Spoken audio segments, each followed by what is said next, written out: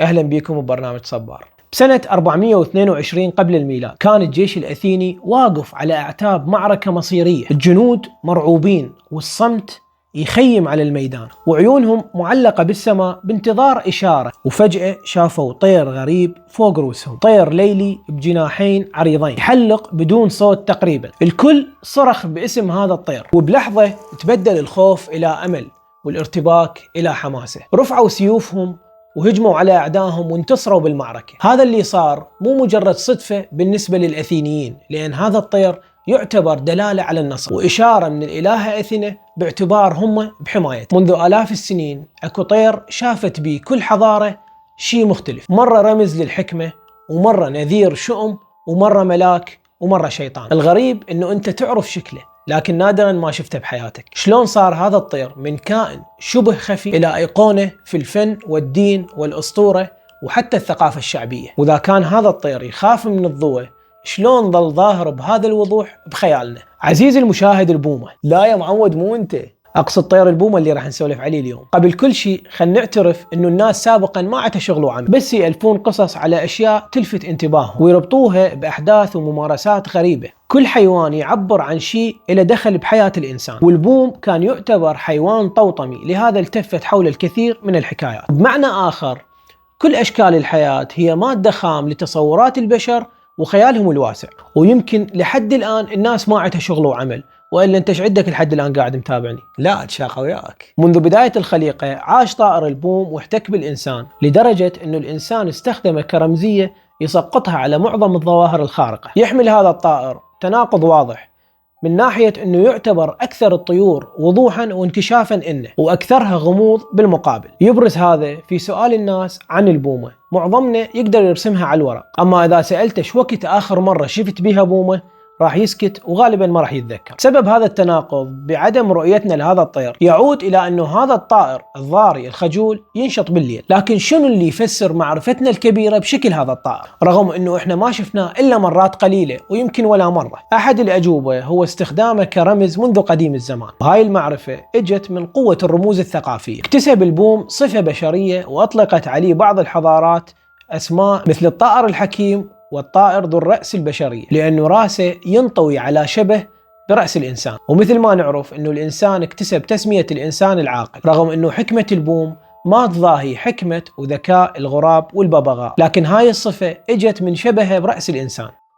تاريخ علاقتنا مع البوم تحمل الحكمة والشر بنفس الوقت، وتستمر هاي الصورة بالتغير، حكيما أو شريرا، أو شريرا أو حكيما، بسبب تغير الأفكار وفقا لتعاقب الحضارات. رغم الشر اللي تنطوي عليه حياة هذا الطير الليلية، إلا أنه بعض الحضارات صورته كطائر حامي. بالهند مثلا استخدم كأداة بيد الإله تنقض من السماء على من يؤذي البشر. أما في أوروبا فقد صور كرمز للعناد، والبعض الآخر صوره كرمز لرباطة الجيش. أحد الأسباب الأخرى لقوة رمزية البومة بالحضارات هو انتشار أنواعه بشكل كبير، وهو يصل لقرابة 250 نوع حول العالم. وينقسم العائلتين رئيسيتين، كل وحدة إلها خصائصها من ناحية الشكل والسلوك وطريقة الحياة. العائلة الأولى هي بوم الحضار، واسمها العلمي تايتونيدي، ومن أشهر أفرادها هي بوم الحضار اللي تتميز بوجهها القلبي الشكل، ولونها الأبيض أو السكري، وصوتها العالي اللي يشبه صرخة الأشباح. هاي البومة معروفة بقدرتها على الطيران بصمت تام، وحاستها السمعية الخارقة اللي تعتمد عليها أثناء الصيد بالليل. أما العائلة الثانية هي عائلة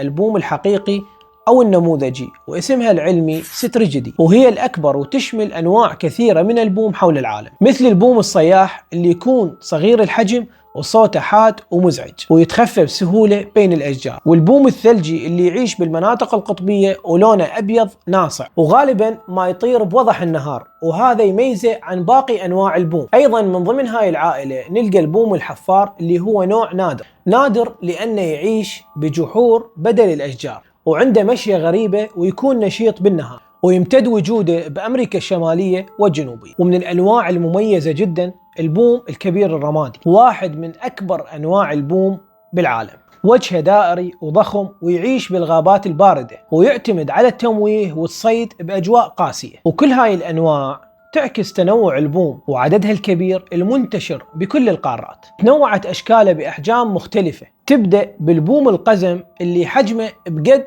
كف اليد، وصولا للبوم الرمادي الكبير اللي يمتد عرض جناحاته لأكثر من متر. كل هاي الأنواع تشترك بالقدرة الفريدة على الطيران بصمت والنظر الحاد والعيش بالظلمة بذكاء. من بقايا الحفريات عرفنا أن البوم وجد كسلالة منفصلة منذ أكثر من 60 مليون سنة، أي أنها تطورت بعيدا عن الطيور الأخرى بخط تطوري منفصل. هالشي يجعلها من أكثر وأقدم نوعيات الطيور المعروفة. هاي السنين منحتها الوقت الكافي لصقل طريقتها الخاصة بالعيش كحيوانات مفترسة. لحسن حظ البوم كان لقائه مع البشر أقل وحشية مقارنة بباقي الطيور والحيوانات. ما عمد الإنسان لحبس هاي الطيور بأقفاص مثل ما سوى ببعض الطيور، بالإضافة إلى أنه الإنسان ما صادها على مود يطبخها ويخليها على سفرة الغداء، لكنها عانت من الإذلال مثل باقي الطيور البرية، وهي تشوف مواطنها تتعرض للتدمير على مساحة الأرض الواسعة. ترجع أقدم الأدلة لمعرفة الإنسان بهذا الطائر إلى نحو 30,000 عام. اكتشف هذا الدليل في 18 كانون الأول عام 1994 لما عثر 3 مكتشفين على مدخل خفي داخل كهف في جنوب شرقي فرنسا. بعد إزالة الحجارة لقوا ممر ضيق دخل عن طريق المستكشفين الثلاثة. لقوا كهف ثاني بداخل الكهف تزين جدرانه رسومات ما قبل التاريخ لحيوانات معروفة مثل الثور الأمريكي والماموث. لكن المفاجأة الكبرى في عمق الكهف، عثروا على بومة منقوشة على جدار واسع من جدران الكهف. هاي الصور هي أقدم الصور اللي وصلتنا عن البومة لحد الآن. من خلالها نشوف طائر كبير يحمل رأس مفلطح أو مدور، تبرز منه آذان قائمة يغطيهن الريش. العيون موجودة لكن مو واضحة بالنقش، أما المنقار يبرز إنه حاد بوضوح، ويظهر الجناحان على شكل 12 خط عمودي يشير إلى الريش. وجد المكتشفون أنه قياسها يوصل إلى 33 سنتيمتر. لاحقا صار لغط بين العلماء حول لوحة مجسمة مصنوعة من الفخار، اكتشفت في بابل في جنوب العراق قبل حوالي 4000 عام، تحمل تفاصيل غريبة. تقف وسط اللوحة آلهة عارية مخيفة تشبه الإنسان. طيب محمد، شنو الغريب؟ ما هي حضارة وادي الرافتين كلها مجسمات لآلهة تحمل تفاصيل غريبة. الغريب إنها تملك أجنحة وأقدام بومة بمخالبها. وحتى يضيف الفنان اللي نحت اللوحة صفة القوة، صورها وهي تدوس 2 أسود داقهم الضيم، ومن الجانبين تشوف طيرين بوم واقفين بانتصاب وعيونهم تتجه للأمام. تفاصيل الطيرين تنطي انطباع إنهم حراسها أو مرافقيها. الاعتقاد حول هاي القطعة الفنية كان مثار جدل واسع. بداية الأمر كان العلماء يعتقدون إنها قطعة مزيفة، وبوقت لاحق أثبت إنها أصلية. الإلهة مجهولة باللوحة، وخلق المجهول اللي يحيط بهويتها تضارب واسع. فقسم من العلماء كان يعتقد إنها ليليت البابلية أو إنات الكنعانية، وقسم من العلماء يعتقد إنها إنانا السومرية، أو ربما أرشكيجار شقيقة إنانا. المتحف البريطاني قطع هذا الجدل الدائر حول هاي القطعة وأسماها ملكة الليل، واللي دفعهم لهاي التسمية هي رمزية البومة بكونها طائر ليلي، وما تملكه الآلهة في اللوحة بشبه من تفاصيل البومة. والشكل باللوحة يظهرها إنها عدوانية ومخلوقة ضارية، ويمكن المخالبها الهائلة أن تقهر أي عدو. اللي يثير أكثر، أخذ هذا الطائر رمزية تختلف بالحضارة الفرعونية أكثر من الحضارة البابلية. هذا الطير ما عبده مثل باقي الحيوانات والطيور مثل الصقر والنسر، كان يرسم على جدران القبور والمباني بدقة واهتمام. هذا يخلينا نتساءل، هل ربط المصريين القدماء البومة بالموت؟ ماكو إشارات واضحة لاسم البومة في اللغة الهيروغليفية، لكن الاستخدام الأكثر غرابة لاسم البومة هو رسمها على شكل حرف ميم، أي إنها ترسم كأنها تمثل هذا الحرف. كان المصريين القدماء يرسمونها جانبي ورأسها للأمام، وهاي الطريقة توضيح للي شافوا الناس من قدرة البومة على لف راسها بزوايا ماكو كائن يقدر يسويها، بس النسوان إذا قعد الكراش بالكرسي اللي وراها. بالإضافة لهذا اعتاد المصريون على رسم الطيور بأقدام مكسورة كنوع من السحر لمنعها من العودة إلى الحياة، لكن هذا ما انطبق على البومة في كثير من الأحيان، إنها كانت تعامل باحترام خاص. الأمر الأعمق هو علاقة البومة اللي ارتبطت بالروح البشرية عند المصريين. كان المصريون يؤمنون بأن روح الإنسان تتكون من أجزاء، وهاي الأجزاء يرمز لها بالكاء والباء والآخ. الكاء تعني القوة المبدعة والواهبة للحياة، أي قوة الحياة اللي تبقى بالقبر بعد الموت، وبعد أن تبقى بالقبر تحتاج إلى إعالات على شكل هدايا، يعني ثوابات. والجزء الثاني من الروح هو الباء، وهو شبح الإنسان غير المادي. أما الجزء الثالث هو الآخ، وهو الروح الأبدية اللي عاشت في الحياة الأخرى. هذا الجزء من الروح يعتبر اجتماع بين جزئين هو الباء والكاء. من الواجب أن يرتحل الباء حتى يتحد مع الكاء. بعد هذا الاتحاد يستمر الجسد المادي للإنسان المتوفي عايش بالحياة الآخرة، وهنا تتدخل البومة ما بين العالمين، عالم الحياة والموت. المصريين يعتقدون أنه هاي الرحلة الليلية بين أجزاء الروح واللي وصفناها بباء وكاء وآخ ما تحصل إلا عن طريق التخفي على شكل طير ذو رأس بشرية. لهذا استخدمت البومة بسبب نشاطها الليلي بالقبور والخرائب. بالحضارة اليونانية وبالتحديد مدينة أثينا ما كان الحال مثل ما هو موجود بالحضارة المصرية، إنما ارتبط طائر البومة بالحكمة ارتباط وثيق ومو عابر، لدرجة أنه تحول لرمز عميق رافق الآلهة والأساطير وحتى العملات النقدية. البداية كانت مع الآلهة أثينا راعية المدينة اللي اتخذت من طائر البومة رمز إلها. من القرن العاشر حتى القرن السادس قبل الميلاد كانت عملة أثينا تسك على وجه صورة البومة، والوجه الآخر صورة للآلهة أثينا، لدرجة أنه سك العملة كان يعرف شعبيا باسم البومة. يعتقد أن البومة اللي ارتبطت بالإلهة أثينا هي نوع بومة يسموها نوكتا أثينا، وغالبا ما رسمت بشكل جانبي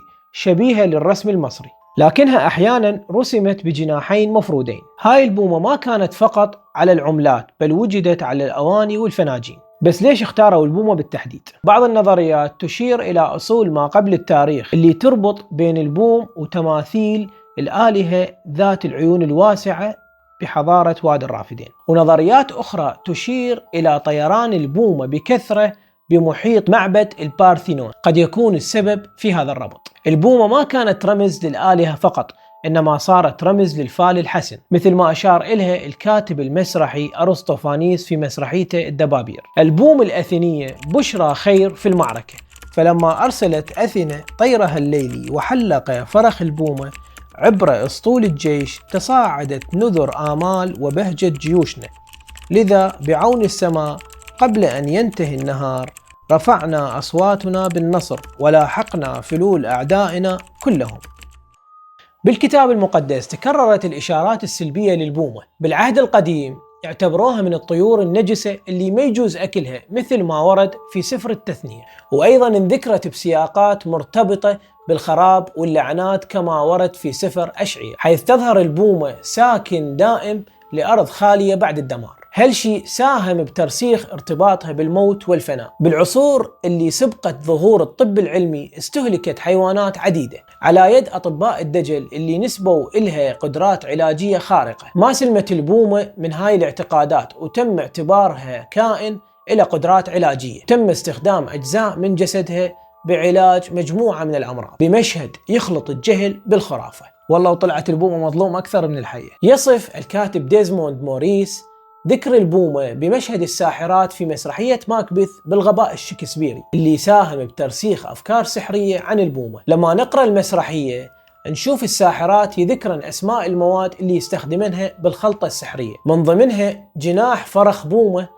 أو بويمة في ترجمات أخرى. بالقرن الخامس عشر ظهرت خلاصة وافية للمعرفة الطبية والإحيائية بعنوان هورت سانيتايتس، تنصح بوضع رماد بومة على عين المجنون ظنا بأن حكمة البومة البصرية قد تنتقل إليه. وبالهند اعتاد الناس على أكل بيض البومة لتحسين الرؤية الليلية، بينما غسل هنود الشيروكي عيون أطفالهم بماء منقوع بريشها حتى يمنحهم القدرة على السهر. ومن أغرب المعتقدات اللي نشوفها عن البوم هو أنه بيض البوم الني قد يشفي من إدمان الكحول. بالقرن السابع عشر كتب جون سوان أنه وضع بيضة بومة في كأس السكير قد يجعله ينفر من الخمر، بحجة أنه وقار البومة يجلب الاتزان، لكن السبب الحقيقي وراء نفور الشارب هو طعم ورائحة البيض الكريهة اللي مدخل لمدمن الكحول يتقرب للشراب. وقيل إنه دهن البومة الساخن يشفي من الشلل، وأنه قلبها أو دمها يعيد الحركة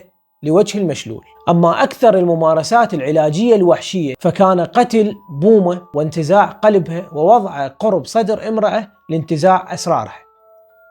كل هاي الخلطات وقسم ما حكينا عنها مورست بشكل عبثي لقرون، والغريب انه البومة ما انقرضت بسبب هاي الوحشية ضدها. معظم الاساطير او المعتقدات تتكلم عن البومة كطائر حكيم، حتى في رسومات وافلام الكرتون يظهر هذا الطائر كرجل عجوز يرتدي نظارة ويقرأ الكتب كإشارة رمزية على حكمة البومة. لسنوات طويلة كان يعتقد ان البوم يعتمد على الغريزة في بقائه، وأنه ما يتمتع بذكاء حقيقي مثل باقي الحيوانات الأخرى. لكن بالسنوات الأخيرة تغيرت هاي النظرة تماما. في عام 2021 وأثناء ما العالم مشغول بوباء كورونا، اكتشف علماء في معهد التخنيون أن بومة الحظيرة ترسم خرائط ذهنية لمحيطها أثناء طيرانها باستخدام جزء من الدماغ يسمى قرن آمون أو الحصين، وهذا هو جزء بالدماغ مسؤول عن شغلات مهمة مثل شلون نعرف طريقنا وشلون نتذكر الأماكن وشلون نرتب ذكرياتنا. يعني لما تطلع من المطبخ وتروح لغرفة النوم دماغك يشتغل ويسجل مثل الخريطة الداخلية، وبفضل خلايا خاصة يسموها خلايا المكان. هاي الخلايا كل ما توصل لمكان معين تطلق إشارات كهربائية وتبدي ترسم الخريطة براسك، وإذا رجعت تمشي بنفس الطريق ونفس المكان هاي الخلايا تبدي تشتغل مثل ترتيبها السابق اللي انحفظ بالدماغ. كانوا العلماء سابقا يعتقدون انه هاي الخلايا موجودة عند البشر والثدييات فقط مثل الفئران والخفافيش، ما كانوا يعتقدون انه الطيور عندها هيج خلايا. بس بعدين اكتشفوا انه بعض الطيور عندها خلايا مكانية بدماغها، والمفاجأة الاكبر لقوا هاي الخلايا موجودة بدماغ البومة، من خلالها يقدر يرسم خارطة مكانية وهو طاير. وهذا الشيء منطقي لأن البومة لازم تعرف المكان بالضبط، خصوصا وهي تصيد وتطير بالليل، يعني تقريبا بدون ضوء. بعض الباحثين كتبوا أن البومة تعتمد على ذاكرتها حتى توصل لعشها أو المكان الصيد، وهاي الذاكرة جزء كبير منها يعتمد على قرن آمون أو الحصين. في ورقة بحثية نشرت عام 2013 في مجلة علم النفس المقارن في روسيا، ناقش الباحثين اختبار كلاسيكي للذكاء على البوم الرمادي الكبير، يستخدم ما يسمى نموذج سحب الخيط لاختبار حل المشكلات لدى الثدييات والطيور. تتطلب المهمة من الحيوانات فهم أنه سحب الخيط يجلب المكافأة. وضع العلماء الطعام في طرف الخيط، وعلى البوم فهم أنه سحب الخيط من الجهة الفارغة يعني أنه راح يحصل على الطعام. استنتج العلماء من هاي التجربة أن البوم الرمادي الكبير ما أدرك الفيزياء الكامنة وراء العلاقة بين الأشياء، أي أنه ما فهم أنه سحب الخيط من الجهة الفارغة راح يقرب الأكل إليه. في وقت لاحق اكتشف العلماء أنه ما يهم بالدماغ الذكي هو وجود الخلايا العصبية أو العصبونيات بكثرة. رغم صغر حجم أدمغة الطيور مقارنة بالإنسان، إلا أنه الكثير من الأنواع تملك خلايا عصبية كثيرة، وهذا يمنح الأنواع اللي تملك خلايا أكثر وحدات معالجة المعلومات أكثر. الشيء الآخر الأكثر أهمية من الذكاء هو الروابط بين الخلايا العصبية. لهذا فالتجربة السابقة تستنتج أنه بعض الطيور تملك تشابه من العصبونيات عند البشر، ويصل الشبه حتى للروابط بين الخلايا. وسط كل هاي الأبحاث حول هل البومة ذكية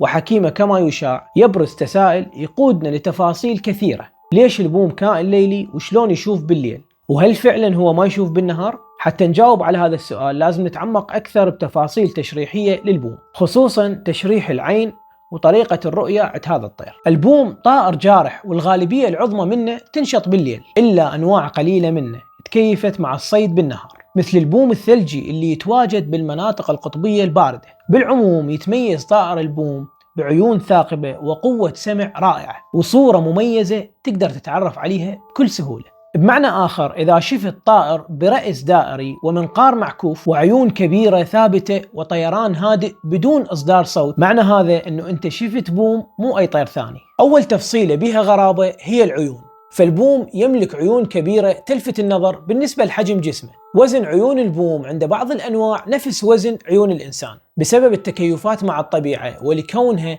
طيور ليلية جارحة أصبحت العيون كبيرة وواضحة، بالإضافة إلى أنها تبتعد كثيرا عن بعضها البعض. وهذا التباعد مع عرض الرأس أضاف لهاي الطيور ميزتها في تحسين الرؤية الثنائية، أي إنها تشوف الفريسة بعيونها اثنينهن. عيون البوم ثابتة ما تتحرك في حال لو أراد النظر في إحدى الجوانب. بمعنى آخر، إذا أراد البوم تحريك عيونه فهذا راح يكون صعب إذا كان الرأس ثابت. لهذا السبب طورت كل أنواع البوم خاصية دوران الرقبة اللي توصل إلى 270 درجة، ويمكن أن يميل رأسه للأعلى وللأسفل بدرجة تصل إلى 90. البوم يمتلك 14 فقرة برقبته ضعف عدد فقرات رقبة الإنسان. تضيف الدراسات التشريحية أن البوم يمتلك مفصل واحد مع فقرات العنق، وهذا الشيء مكن البوم من هاي الدورانات الخطرة اللي تشبه كونك توقف على قدم واحدة مثبتة على الأرض، ومن خلالها تقدر تدور حول نفسك بدون إعاقة الحركة لو كنت مستند على ساقين. وممكن تسألني محمد، شنو الوظيفة اللي تنفرد بها العيون حتى يشوف هذا الكائن بالليل؟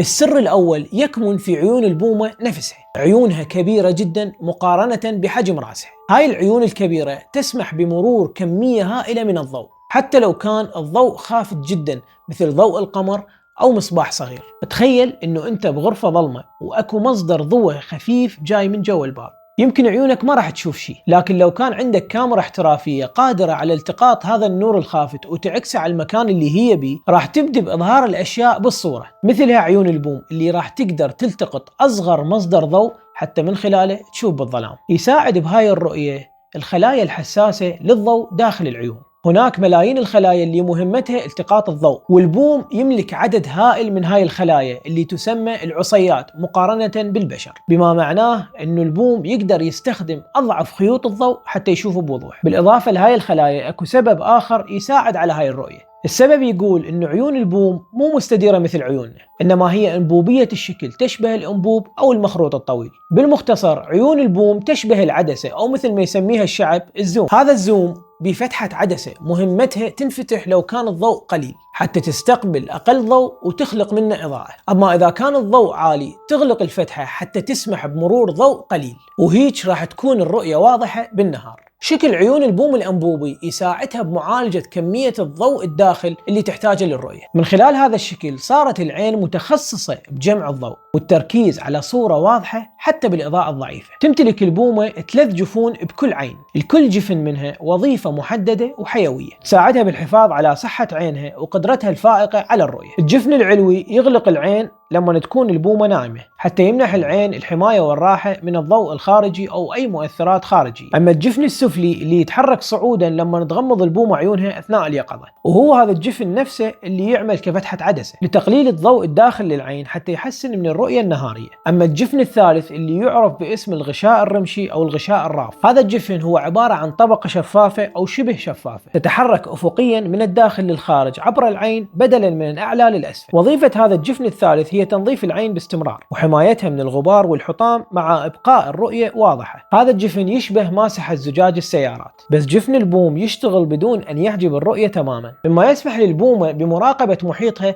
حتى أثناء ترطيب وتنظيف عينها. بالرغم أنه البوم كائن يشوف بالليل إلا أنه ما يشوف الألوان بشكل واضح، بالعادة يشوف محيطه باللون الأبيض والأسود أو بدرجة قريبة من الرمادي، لأن العصيات المسؤولة على التقاط الضوء ليست قوية في تمييز الألوان. أكثر الأشياء اللي تساعد البوم بصيد الحيوانات بالليل هي طيرانه الهادئ. كل الطيور تصدر صوت أثناء طيرانها إلا البوم، كائن يطير بدون أن يصدر صوت. ويعتقد أنه هاي الميزة تطورت بالبوم مع الانتقاء الطبيعي وصعوبة الصيد أثناء حياته بالبداية. زين شلون يطير هذا الكائن بدون صوت؟ تقرير فيديوي نشرته BBC بعنوان الطيران الصامت للبوم يتم تسليط الضوء على واحد من أعظم مزايا طائر البوم، وهي قدرته الفريدة على الطيران بصمت تام. يظهر هذا المقطع لقطات مذهلة بالحركة البطيئة لطيران هذا البوم مع أجهزة التقاط الصوت والصورة المتقدمة لتوضيح كيفية انسياب أجنحته عبر الهواء دون إصدار أي صوت تقريبا، مع مقارنته مع حمام الزاجل أو غراب أسود. لاحقا تم الاستنتاج حول هاي القدرة واللي تعتمد على عدة خصائص فسيولوجية بجسم البومة، حيث تتميز الحافة الأمامية بجناحه بريش يشبه المشط الصغير. يشتغل هذا الريش على تفتيت تيارات الهواء القوية اللي عادة ما تصدر أصوات عند مرورها على الأسطح الحادة. هالشي يشبه كونك تمرر إيدك على الماء بلطف بدلا من لكمة بقوة، فالنتيجة تكون حركة أكثر هدوءا. أما الحافة الخلفية الناعمة تخفف من الاضطرابات اللي تنشأ لما يمر الهواء فوق الجناح، فبدال ما تنتهي حركة الهواء بحافة صلبة تحدث طقطقة وفرقعة، يتم امتصاص تموجات الهواء تدريجيا عبر ريش ناعم ومرن. إضافة لسطح الجناح المغطى بريش مخملي ناعم يمتص أي موجات صوتية ناتجة عن حركة البومة في الهواء، كما يقلل من الانعكاسات الصوتية اللي تحدث أثناء الطيران. هالشي خلى البومة تتحرك بالهواء كأنها تذوب بيه بدون أن تصدر أي صوت. مع كل هاي الخصائص تبرز خاصية أخرى تتميز بها البومة أيضا، تساعدها بالصيد وتحديد موقع الفريسة بدقة تامة. إذن هذا البوم من أهم الخصائص الفريدة اللي يملكها، لأنها بدون صيوان، واللي هي مجرد فتحات كبيرة خلف العين مغطاة بالريش. دوران الرأس يعمل كصيوان حتى يجمع الموجات الصوتية ويدخلها للإذن، فمن خلالها يستلم البوم الصوت ويعالجه ويرسله للدماغ. هاي الخاصية تعزز من قدرة هذا الطير بالتقاط أدق الأصوات. من أبرز الميزات الفسيولوجية لإذن البومة هو تموضع الإذنين بشكل غير متماثل، وهذا يعني أنه إحدى الأذنين أعلى من الأخرى. هذا الترتيب يمكن البومة من تحديد مصدر الصوت بدقة في البعدين الأفقي والعمودي، مما يسمح لها بتحديد موقع الفريسة بدقة متناهية حتى بالظلام. لما تلتقط صوت جاي من فريسة تدخل الموجات الصوتية عبر الإذن وتوجهها إلى طبلة الإذن، ثم إلى الإذن الوسطى، وبعدها إلى الإذن الداخلي، حيث تتحول إلى إشارات عصبية ترسل إلى الدماغ. يستخدم الدماغ فرق التوقيت وشدة الصوت بين الإذنين حتى يحدد موقع الفريسة بدقة، حتى لو كانت مختبئة تحت النبات أو الثلوج، مما يجعلها صياد ماهر في بيئة منخفضة الإضاءة. المخالب من أبرز الأدوات اللي تميز البوم كصياد ليلي فعال، واللي تتميز بتصميم فسيولوجي متطور يتيح لها إمساك الفريسة بإحكام وقتلها بسرعة. تتكون قدم البومة من 4 مخالب، 2 للأمام و2 للخلف، ومن خلال هذا الترتيب تتمكن البومة من الإمساك بالفريسة بقوة وبثبات، وحسب حاجتها تقدر تبدل أحد المخالب الخلفية للأمام، مما يمنحها مرونة بالإمساك بالفريسة أو التعلق على الأغصان. تتميز مخالب البوم بأنها حادة ومنحنية، هالشي يسمح لها باختراق جسد الفريسة بسهولة. بالإضافة لذلك عضلات القدم قوية للغاية، لدرجة تمكنها من تطبيق قوة ضغط كبيرة على الفريسة تصل ببعض الأنواع الكبيرة إلى أكثر من 130 نيوتن، واللي يكفي لسحق عظام الفريسة وقتلها.